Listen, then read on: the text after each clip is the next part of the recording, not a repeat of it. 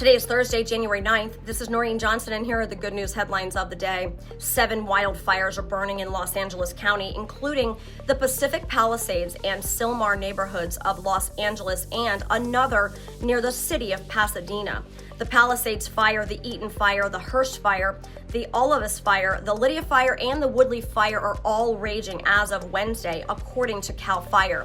The newest fire is the Sunset Fire, which is near Hollywood Hills. Hundreds of thousands of residents are under evacuation orders as the LA area wildfires threaten at least 28,000 structures. More than 3 million people were without power in Los Angeles County by Wednesday afternoon.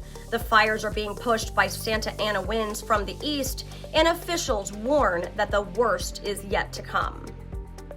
President-elect Donald Trump slammed California Democrat Governor Gavin Newsom Wednesday for his poor management of the state's resources, saying he has contributed to the scale of the fires that have rapidly spread throughout Los Angeles County over the last 24 hours. President Trump wrote this on social media.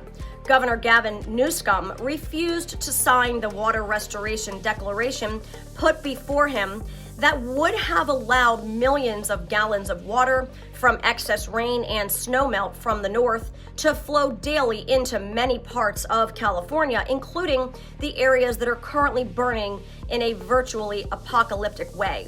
He said he will demand that this incompetent governor allow beautiful, clean, fresh water to flow into California. In other news, a Chicago museum exhibit dedicated to Planned Parenthood featured rosaries because Christianity is in the business of, quote, controlling the bodies of women, according to the exhibit's plaque.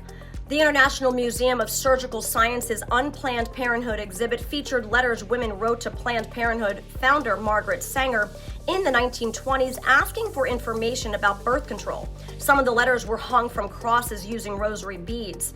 The plaque said this: "The rosary beads serve as a reminder of the enduring influence of Christianity in the United States, symbolizing the ways religious institutions have played in shaping societal norms and controlling the bodies of birthing people." Birthing people is a gender-neutral term often used in place of women by those who espouse gender ideology. Chicago is one of the most Catholic cities in the country, with about a third of its residents identifying as Catholic. The museum has received government grants, including pandemic relief money. And then this, U.S. intelligence officials say that a hacking campaign known as Volt Typhoon has the potential to disrupt critical infrastructure systems in Guam, a significant hub for the U.S. military that holds particular importance in U.S.-China relations. The U.S. government is increasingly concerned about hackers getting access to civilian critical systems that the U.S. military relies on, particularly hackers from China.